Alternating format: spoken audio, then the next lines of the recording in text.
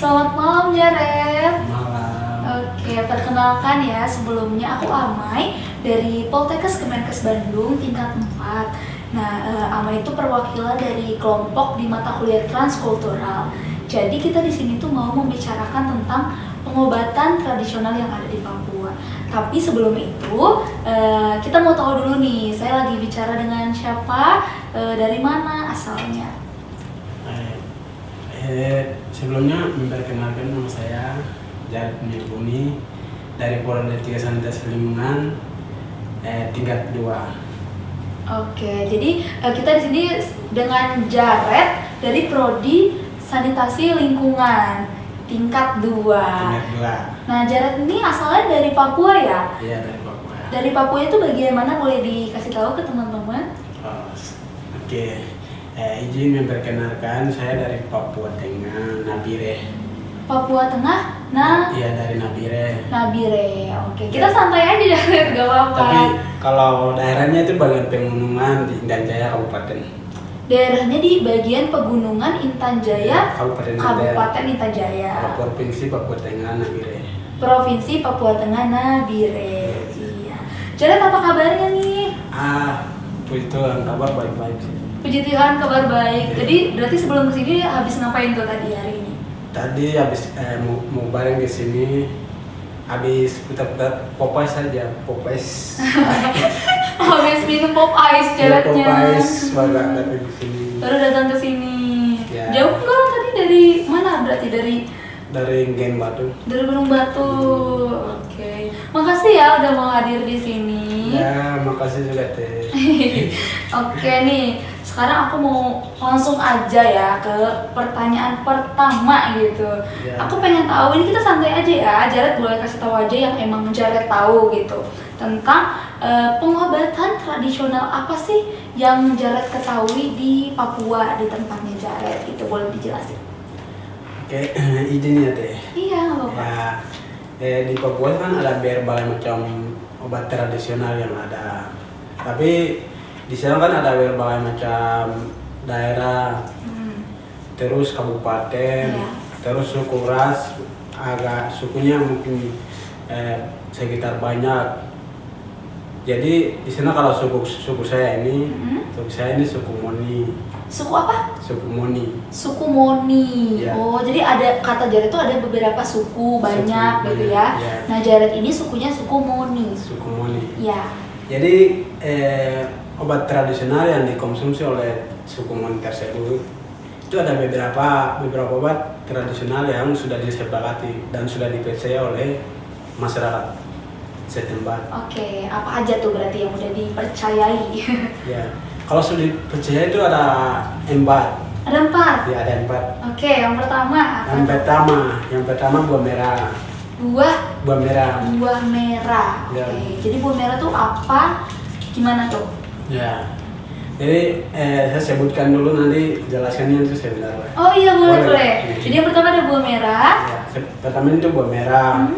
Yang kedua daun katar. Daun katar. gatal. Ya, daun gatal. Gatal. Oke. Buah merah, daun gatal. Ya. Terus ada garam produksi sendiri dari suku Moni. Garam produksi sendiri dari suku Moni. Ya. Oke. Yang keempat? Terus yang keempat ada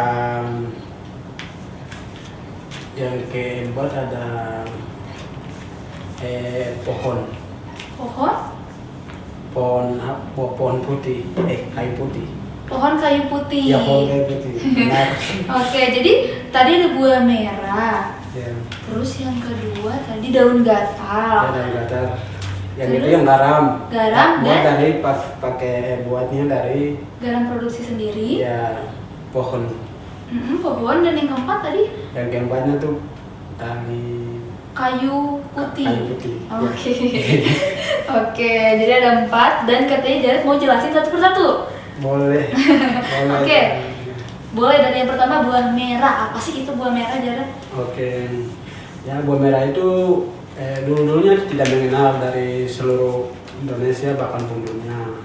Terus tapi sekarang ini mulai buah merah itu mereka sedang produksi, terus jadikan buah merah itu sekarang itu sudah mengenal bahwa bisa jadikan minyak. Ya, terus dia juga bisa menjadi obat.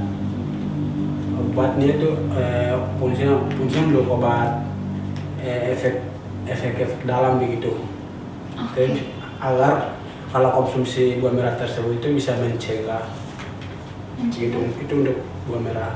Oke, jadi buah merah itu tuh tadi bisa kata Jared itu bisa untuk memproduksi minyak, Iya. jadi bisa digunakan untuk minyak. Oke, sebelum ke minyak nih, tadi katanya kan itu pengobatan tradisional. Terus tadi Jared bilang kalau si buah merah ini bisa untuk bagian dalam. Ya, Nah, contohnya tuh apa tuh ketika Jared lagi ngerasain sakit apa sih si buah merah ini dikonsumsi?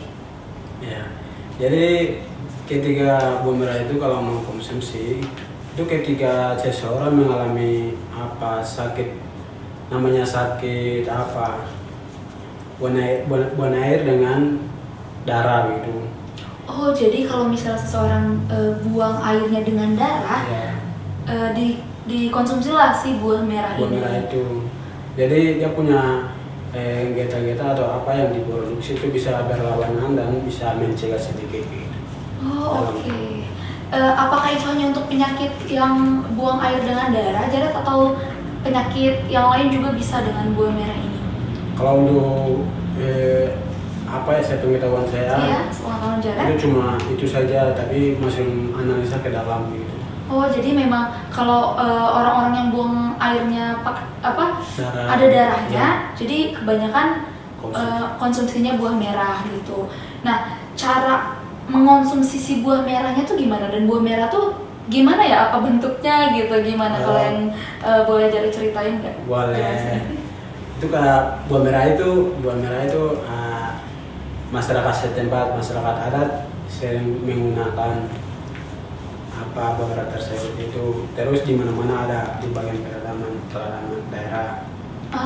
Ya, jadi di daerah-daerah tersebut itu mereka banyak yang konsumsi itu bukan hanya saja untuk apa mencegah penyakit, tapi itu bahan makanan tradisional sendiri untuk makanan pokok. Oh, jadi buah merah tuh selain tadi untuk mengobati penyakit yang tadi Jared bilang, ternyata buah merah tuh emang buah yang dikonsumsi sama masyarakat di sana. Ya, salah satu. Jadi buah merah itu dijual atau kita bisa ambil aja berarti di mana saja? Buah merah itu bisa dijual, tapi soalnya kan di sana kan ada buah merah tersebut itu dia punya dia berupa tumbuhan. Oh, dia berupa Iya, tumbuhan, pohon. Ya, pohon. Terus dia daunnya itu daun pandan. Tahu daun pandan kan? Nah, oh iya, daun pandan, Iya. ya.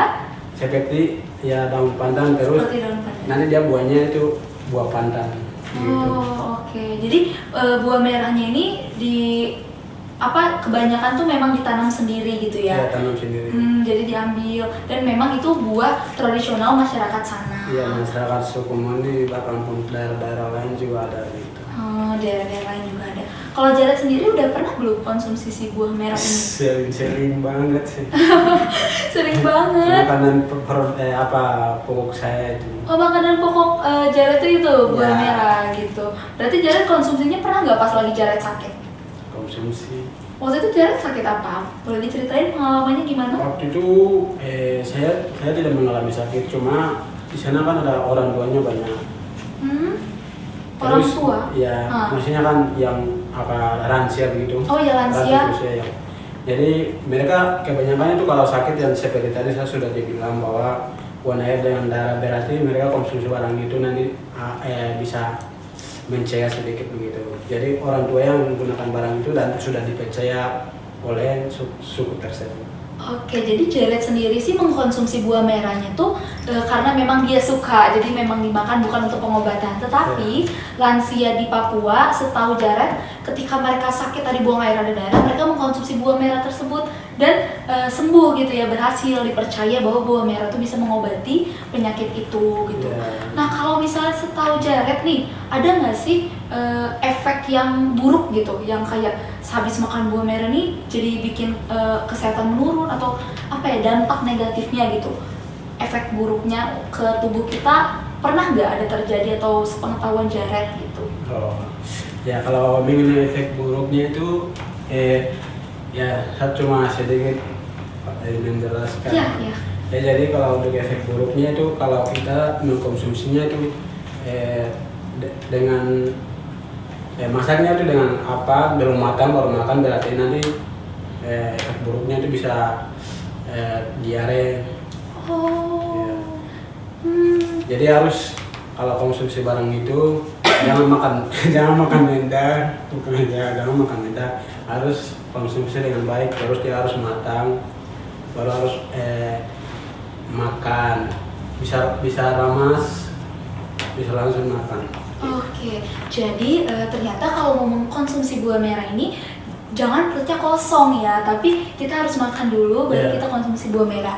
Karena pernah terjadi kalau misalnya langsung makan buah merah tanpa kita isi perut dulu, justru malah diare, menimbulkan diare. Benar sekali. Kalau aku boleh tahu nih sedikit lagi nih tentang buah merah, rasanya tuh gimana sih dan apakah dimakannya tuh langsung saja atau kayak perlu dipotong kah atau harus dikupas atau harus dimasak gitu, dan rasanya tuh gimana sih? Ya sangat keren sekali katanya ya, jadi sangat coba ya. Iya. Itu kalau untuk cara konsumsinya itu ada beberapa buahnya begini, buahnya agak panjang gini. Nanti ada ya di sini. Jadi harus buahnya. potong, kasih keluar dia punya ini dulu dalamnya. Oke. Ya kita tahu dia punya Oh ada, iya ya. Ya terus habis itu potong, Potong. jadi dibagi-bagi baru direbus. Oh jadi direbus dulu. Ya, direbus. Tidak langsung dimakan ya. Ya langsung. Oh oke deh. Kalau gitu rasanya gimana Jared? Rasanya tuh ya rasa pahit tapi enak gitu. Oh pahit, buah merah rasanya pahit. Tapi agak tidak pahit. Maksudnya tidak berlebihan pahit begitu. Dia pahit tapi tidak terlalu pahit gitu. Jadi masih kita bisa nikmati dan enak. Ya enak ya. gitu. Oke deh, ada lagi nggak yang mau Jared tambahin tentang buah merah ini? Ya kalau khusus mengenai buah merah, kami sudah bahas sesuai dengan apa analisa saya di lapangan. Jadi seperti saya gitu saja. Seperti itu saja gitu ya. Oke. Nanti kalau ada yang mau ditambahin mungkin kita bisa ya. Langsung saja dijelaskan lagi gitu. Oke, tadi yang pertama tuh buah merah. Yang kedua tadi Jared sebutin itu daun gatal. Ya, Nah, daun gatal tuh sama kayak tadi pertanyaannya, jadi Jared boleh jelasin daun gatal tuh kayak gimana bentuknya, caranya gimana gitu mendapatkannya. Oh, ya baik, terima kasih. Di sini saya akan menjelaskan lebih dalam mengenai daun gatal tersebut. Jadi di setiap suku yang ada di bagian pegunungan pasti mereka menggunakan daun gatal tersebut. Jadi daun gatal itu dia tumbuhnya itu berupa sebuah pohon saja. Contohnya itu kayak tanaman bunga begitu, Tanaman bunga. tapi daunnya itu agak tebal. Oh, oke. Jadi dia diawali dengan daun-daun itu diawali dengan sebuah duri-duri begitu. Sebuah Duri. duri-duri. Ya, dekat daun-daunnya aja, daun-daunnya. Jadi daun itu kalau ketiga manusia atau masyarakat mereka mengalami sakit semacam sakit badan, terus hangat kakinya, tulang-tulangnya kalau sakit berarti mereka bawa langsung aja bawa terus menggunakan. Oke, jadi daun gatal ini dia seperti sebuah tanaman, daunnya tebal dan ada duri-durinya gitu. Dan ketika masyarakat itu merasa pegal badannya ataupun hangat atau kakinya nyeri tadi ya, mereka bisa ambil daun gatal itu. Nah, caranya tuh gimana? Udah diambil terus daun gatalnya diapain? Digosokkan atau dimakan atau diapa? Ya. Kalau di daun gatal tersebut itu bukan makan. Bukan dimakan, Ya, tapi diapa? ambil daunnya aja baru dioleskan tempat yang sedang sakit.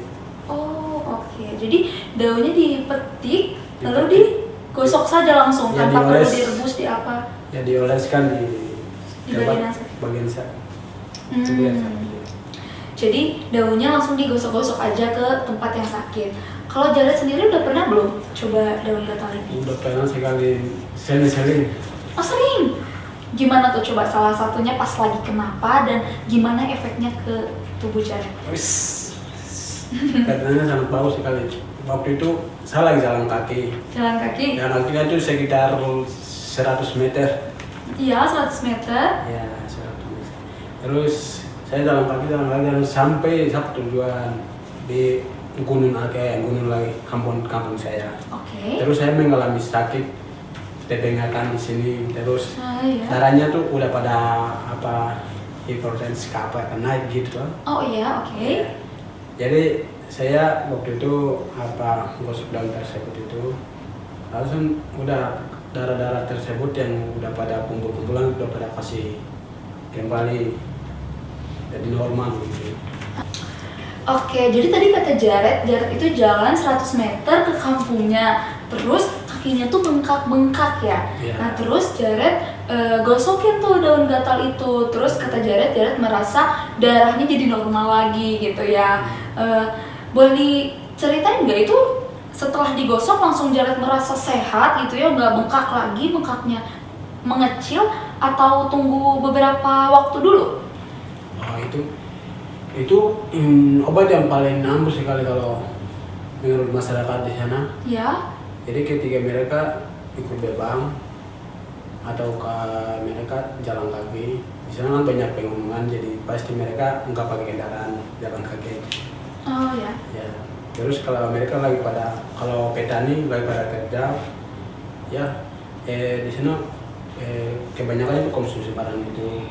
Oke. Jadi cepat sekali sembuh. Jadi pokoknya obat itu untuk pegal-pegal, terus sakit-sakit tulang-tulang. Itu kalau kita gosok, masih bukan gosok tapi oles. Langsung dia akan sakitnya minta ampun. Sakit. Oh ya, oke. Terus beberapa menit lagi dia akan hilang, sudah sakitnya hilang lagi. Wah, jadi Dan normal. ketika daun gatal itu digosok, sakitnya minta ampun kata Jared. Jadi sakit banget ketika digosoknya. Tapi beberapa menit setelah itu sembuh gitu ya, pegal-pegal itu hilang. Oke Jared, kalau misalnya daun gatal ini bisa nggak sih dikonsumsi untuk anak-anak? Kalau untuk anak-anak sudah pada batas usia begitu. Jadi kalau umur 10 ke bawah nggak bisa. Oh jadi kalau misalnya dipakai ke 10 tahun ke bawah tuh tidak boleh ya? Bisa dijelasin nggak menurut Jared tuh kenapa gitu? Apa karena teksturnya kah atau apa? Nah, itu kalau karena dibatasi 10 tahun ke bawah dibatasi karena dia punya daun gatalnya itu dia punya mekanisme bekerja dalam tubuhnya itu agak keras sedikit, jadi tulangnya masih belum keras. Oh oke. Jadi kalau obat itu kalau dia bukan obat tapi dia daun gatal tersebut kalau digosok, jadi dia terlalu ambil alih untuk di bagian dalam tubuh, terus nanti sakitnya tambah parah untuk anak kecil. Oh. Jadi dilarang untuk anak kecil. Oke, jadi menurut Jared daun gatal ini kalau digosok tuh karena tulangnya masih belum sekuat itu gitu ya, jadi takutnya sakitnya malah tambah parah gitu. Oke deh, itu untuk daun gatal. Nah, kalau daun gatal sendiri bisa didapetin di mana tuh? Itu daun gatal tersebut dia bisa temu di liar. Liar? Oh di mana saja? Mana saja. Jadi untuk mendapatkan daun gatal itu gampang ya berarti ya? Gampang aja. Gampang, oke deh kalau begitu. Jadi tadi buah merah udah, daun gatal udah. Yang ketiga tuh tadi Jared bilang ada garam dari suku Muni. Nah itu gimana tuh? Ya, jadi ada garam tersebut. Jadi garam itu mereka buat pakai pohon, tapi pohon itu pohonnya khusus, namanya pohon dago. Pohon dago. Ya, pohon dago. Jadi ketiga pohon dago itu saya langsung saya jelaskan. Iya boleh. Ya, ketika pohon dago itu mereka kumpul-kumpul jadikan banyak, terus dipotong-potong kecil-kecil, diikat, Habis itu masukkan di sana ada air garam. Oke. Jadi mereka kasih dendam ke air garam. Ya. Habis itu daun tersebut kalau dia sudah masak gitu kan di dalam air garam itu, berarti mereka masak lagi. Bagaimana cara untuk produksi masaknya, struktur masaknya itu seperti mereka bakar itu dia punya batanya itu. Oke. Terus habis itu nanti mereka dibungkus-bungkus. Harus dibungkus-bungkus, mereka diteras, maksudnya kasih jemur gitu. Oke, coba aku jelasin sedikit ya, kita ulang. Jadi pohon dagonya dipotong-potong, terus diikat gitu ya, mungkin kayunya tuh diikat, terus direndam di air garam. Jadi di suku Papua tuh ada air garam gitu ya, air yang memang sudah asin. Nah, terus kayunya tuh direndam di air itu, kemudian dibakar tadi prosesnya. Ya, dibakar. Dibakar? Ya, prosesnya dibakar. Dibakar, lalu setelah dibakar dijemur tadi? Ya, setelah dibakar, ini sudah jadi matang, jadi alang-alang. Oke. Nanti jadikan dirampas pakai tumbuk-tumbuk pakai batu. Oke, ditumbuk-tumbuk pakai batu sampai dia harus baik-baik, habis itu dibungkus. Kertas kering. Oke, setelah itu dibungkus. Bungkus kertas kering di api. Oke. Jadi nanti hasilnya itu dia seperti apa tuh, kayak kristal gitu ya? Ya, hasilnya kristal gitu. Terus satu bungkus begini. Oke, satu bungkus seperti itu. Ya. Berarti cara mengkonsumsinya bagaimana tuh, Jared? Cara konsumsinya itu langsung saya bisa bisa konsumsi pakai apa? Gitu. Oke, jadi si garam yang tadi sudah jadi ini tuh kan dia mengkristal gitu ya. Baru kita konsumsinya di dijilat aja gitu ya. Berarti rasanya asin. Asin, kalau itu asin. Oh, asin. Itu digunanya untuk sakit apa berarti, Jared? Itu gunanya untuk orang yang macam mengalami sakit jantung. Sakit jantung. Terus berlebihan hipertensi gitu. Oh, oke. Jadi kalau orang itu sakit jantung, dia mengkonsumsi tadi garam yang tadi diproduksi sendiri gitu. Jared sendiri pernah nggak coba garam itu? Sering banget sih. Oh, sering banget. Tapi berarti Jared mengkonsumsinya karena Jared sakit kah jantungnya atau kenapa? Kalau aku soalnya biasa konsumsi sana. Tidak, aku cuma konsumsi saja. Oh, konsumsi hanya karena untuk apa? Karena suka saja? Ya, karena pokoknya kalau sudah jadi kita punya bahan tradisi makan ya. Oh, biasa dimakan pakai apa berarti? Jilat itu jadi. Itu cuma potong-potong dikit-dikit aja. Dikit-dikit aku makan. Terus garam itu bisa jadikan bisa buat larutan. Terus kasih masukkan macam buah-buahan yang asam begitu campur baru bisa dimakan. Oke. Itu salah satu vitamin C juga. Jadi si garam ini tuh bukan hanya untuk tadi sakit jantung, tapi juga memang bisa digunakan sebagai asinan gitu. Jadi memang dikasih buah biasanya, jadi dicampur lagi gitu ya, untuk makanan tradisional di sana. Enak banget ya. Kalau untuk garam ini sama nih pertanyaannya kayak daun gatal tadi. Apakah semua orang bisa konsumsi ini atau ada batas usia tertentu? Oh, itu tidak batas usia. Semua orang bisa. Semua orang bisa. Semua orang bisa, jadi tidak ada batas usia untuk garam ini. Jadi semua orang bisa ya. Oke, tadi gua merah udah.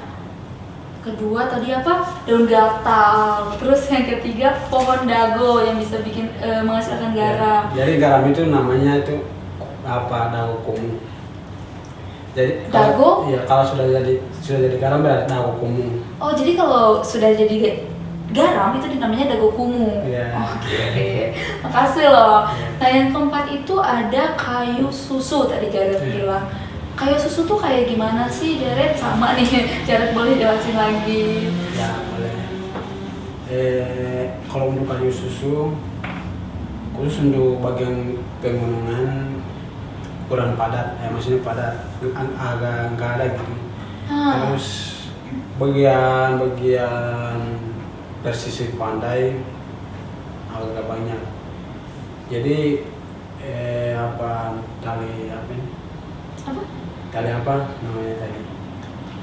Kayu susu. Kayu susu. Oh, iya. Jadi kayu susu itu waktu itu saya mau beli di tempat jual. Terus saya bertanya di sana.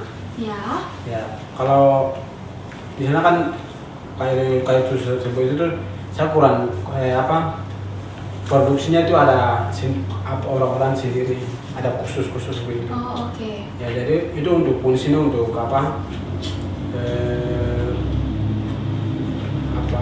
tulang-tulang yang sedang hangat, sama saya kayak seperti itu. Terus kalau untuk minum tidak. Oke. Ya. Jadi kayu susu itu ternyata kalau untuk Jared ini kan tadi daerahnya dari pegunungan. Jadi kalau di kayu susu di daerah pegunungan itu agak jarang gitu ya. Lebih banyaknya di daerah pesisir pantai. Ya. Dan tadi kayu susu itu digunakan fungsinya untuk tulang-tulang yang hangat. Iya, tulang-tulang yang hangat. Oke, jadi Terus kalau kita bisa jadikan sebuah larutan kayak macam di sini kan ada minyak daun, lebih lagi itu. Kalau di sana kan ada minyak kemiri yang kayak begitu. Jadi kalau sesudah produksi bisa jual. Oh, oke. Jadi kayu susunya ini diolah menjadi kayak minyak gitu, seperti minyak. Ya, minyak tawon. Minyak tawon. Dan dioles ke tulang-tulang yang iya. Kalau Jared pernah nggak mencoba itu? Pernah. Dan gimana tuh rasanya ketika digosokkan itu gimana? Itu rasanya itu sama saja kayak minyak tawon yang produksi dari industri gitu. Jadi dia punya cara bekerjanya itu sama kayak gitu. Jadi kalau ketika digosok bisa angkatkan badan. Oh, oke. Ya, cuma bisa mencegah gitu aja. Jadi kayu susu ini mirip rasanya kayak kalau teman-teman pernah tahu minyak tawon gitu ya. Jadi itu rasanya mirip dan menimbulkan sensasi panas gitu. Berarti kalau kayu susu ini tadi dijual ya, Jared beli berarti ya tidak memproduksi sendiri. Ya. Ya, dijual itu tuh sama masyarakat di sana berarti dijualnya. Ya. Jadi kami cuma bawa aja jual. Habis kami ambil dari udah potong-potong. Kalau jual ke mereka, baru yang mereka produksi. Jadikan obat. Mereka itu orang Papua di sana? Orang Papua sendiri. Oh, jadi memang ada yang ambil sendiri, ambil dari hutan, lalu nanti dikasih ke bagian yang memproduksinya. Setelah itu dijual kayak gitu. Dan nanti hasilnya kayak minyak seperti minyak tawon gitu. Oke deh, itu ya untuk tapi sebelumnya kayu susu itu sama nggak sih dengan kayu putih tadi? Kan kita di awal ada ngomong tadi sedikit kayu putih, itu sama nggak kayu susu dan kayu putih? Atau berbeda? Kayu susu kayu putih itu terus sama saja. Oh, sama saja. Jadi di sana bisa disebut kayu susu, bisa disebut kayu putih. Ya. Oke. Cuma dia punya wujudnya yang beda-beda. Oh, jadi sama saja kalau diproduksi. Tapi sumbernya sama Ya. dari kayu yang sama. Sumbernya beda. Oh, beda? Ya, wujudnya beda. Cuma kalau produksi cuma jadikan satu bahan larutan. Oh, sama-sama seperti larutan. Tapi kalau kayu putih dari Papua juga? Kayu putih ya, di Papua juga. Di Papua juga. Berarti pengobatan tradisional di sana juga kayu putih. Ya. Jadi menurut analisa saya, maksudnya pengamatan saya di sana itu begini. Di sana kan ada kayu putih, terus ada rotan juga ada, terus kayu putih kayu susu. Jadi beberapa itu tuh orang-orang yang sedang analisa itu mereka yang lebih tahu mengenai lebih dalam. Oke. Ya, tapi kalau saya cuma ini sekedar pengamatan saya tapi masih belum tahu lebih dalam. Tapi yang tahunya itu orang yang produksi yang tahu lebih dalam efeknya apa.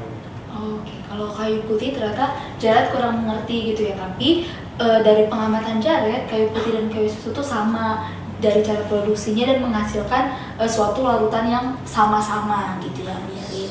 Oke, tadi sebenarnya ada yang kelewat sih sedikit gitu ya, takutnya ada yang bingung tadi. Buat yang buah merah tuh katanya bisa diproduksi jadi minyak ya? Oh, Nah itu minyaknya untuk pengobatan juga atau bagaimana Jared? minyaknya itu minyak biasa.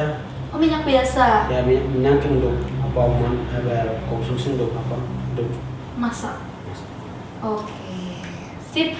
Tadi kepikiran gitu ya, ada yang belum ditanyain. Jadi dari 4 inilah 4 pengobatan tradisional yang sering gitu ya di suku Moni. Dari buah merah, daun gatal, pohon dago, dan yang terakhir tadi kayu putih, kayu susu gitu. Oke deh, itu jenis-jenis pengobatannya gitu ya. Sekarang aku mau tanya lagi nih, kalau dari Jared sendiri nih, pendapat pribadi Jared gitu ya, menurut Jared pengobatan tradisional di Papua tuh gimana sih menurut Jared? Apakah itu bagus atau pendapat Jared gitu ya, perspektif Jared mengenai pengobatan tradisional di Papua gitu? Kalau menurut pengamatan saya, menurut obat-obat tradisional tersebut ini sangat mendukung bagi masyarakat di sana. Bahkan pun saya juga, mereka pun juga mendukung mengenai obat ini sudah di ACC semua di setempat masyarakat. Oke, begitu saja. Jadi menurut Jared, pengobatan tradisional ini benar-benar mendukung dan diterima oleh seluruh masyarakat di sana. Nah, kalau menurut Jared, pengobatan kan Jared nih tadi mahasiswa juga ya. Nah, menurut Jared sebagai mahasiswa, apakah pengobatan tradisional ini tuh dampaknya baik gitu untuk kesehatan gitu? Apakah menurut Jared pengobatan tradisional ini perlu gitu untuk kita kembangkan? Jadi bukan hanya di Papua saja gitu, untuk masyarakat yang lebih luas. Apa menurut Jared tuh gimana? Terima kasih. Jadi kalau menurut pengamatan saya, bukan pengamatan saya tapi untuk pandangan saya mengenai apa obat tradisional tersebut ini perlu dikembangkan. Bukan hanya saya masalah suku Moni, tapi pada umumnya itu Papua, terus pada umumnya Indonesia, terus bahkan pun suku-suku yang ada di mana pun bisa dikembangkan, terus bisa di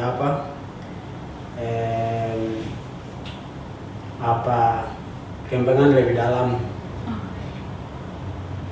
perlu lebih kembangkan lebih dalam begitu, agar mereka bisa mengetahui apa sih bagaimana cara untuk menyembuhkan sakit-sakit pada seseorang.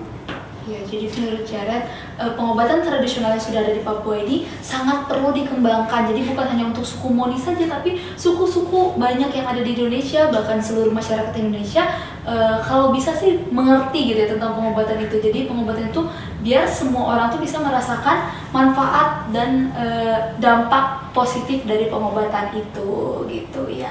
Tapi kalau aku boleh tahu nih, menurut Jared ada nggak kesulitannya gitu dari ketika pengobatan itu mau dikembangkan ke masyarakat Indonesia? Menurut Jared ada gak kayak hambatan atau kira-kira kesulitannya tuh menurut pandangan Jared nih sebagai masyarakat asli Papua? Oh, baik sekali. Jadi untuk beberapa obat yang tradisional ini paling khusus untuk buah merah sudah banyak yang sudah disetujui sudah bikin jurnal artikel, sudah dianalisis. Tapi khusus untuk obat kayu susu dan lain sebagainya itu sudah. Tapi untuk garam buatan dari kayu itu saya masih belum orang masih belum kasih kembangkan garam, terus daun gatal pun juga masih belum. Jadi perlu kalau menurut saya perlu sama-sama kasih kembangnya. Oke, jadi kalau untuk buah merah itu sudah banyak gitu ya, dan kayu susu juga sudah banyak. Tapi untuk yang garam dan daun gatal tuh Jared merasa masih perlu lagi dikembangkan oleh peneliti-peneliti lain gitu ya, agar pengobatan ini benar-benar bisa berdampak baik untuk kesehatan bukan hanya orang di Sukumuni tapi juga masyarakat Indonesia yang lebih luas gitu. Oke nih, terakhir sebelum kita tutup karena udah lama juga ya, Jared kayaknya udah masih semangat. Masih semangat, makasih loh ya. Ada nggak yang Jared mau sampein, pesan-pesan Jared gitu, atau pesan-pesan gitu dari Jared untuk teman-teman, mungkin teman-teman mahasiswa atau mungkin teman-teman Indonesia atau masyarakat yang lebih luas, atau bahkan untuk teman-teman Papua, boleh, terserah Jared. Ya, baik. Di sini kesan-pesan dari Jared bahwa kami sudah berbincang-bincang mengenai obat tradisional yang ada di Papua, pada khususnya tuh di bagian pegunungan. Bagian pegunungan. Jadi menurut saya sampaikan pada semua pemirsa Indonesia, bahkan pun Papua, perlu dikembangkan obat tradisional yang kita sudah dibahas. Jadi beberapa obat yang paling bisa dikembangkan ada lebih banyak lagi di Papua. Tapi selama ini banyak peneliti-peneliti yang masih belum mengenal tentang obatan-obatan yang ada di Papua. Terus obatan-obatan yang kami sudah dibahas lebih banyak lagi ada, tidak hanya saja empat obat tradisional tersebut itu. Jadi perlu kita sama-sama mengembangkan, terus mempromosikan obat-obat yang ada, terus kita sama-sama peneliti. Ya, itu saja. Itu saja. Terima kasih banyak Jared. Itu pesan-pesan dari Jared. Aku benar-benar berterima kasih atas waktunya Jared. Aku bahkan baru tahu hal-hal baru gitu ya. Dan perbincangan ini benar-benar bermanfaat banget. Semoga teman-teman yang nonton juga bisa mengambil gitu ya manfaatnya, dan semoga melalui pembicaraan ini pengobatan tradisional bukan hanya di Papua tapi di suku-suku lain juga bisa kita kembangkan lebih lagi dan bisa berdampak positif yang lebih luas lagi untuk masyarakat Indonesia. Kalau begitu, terima kasih banyak Jared atas waktunya. Terima kasih. Selamat malam.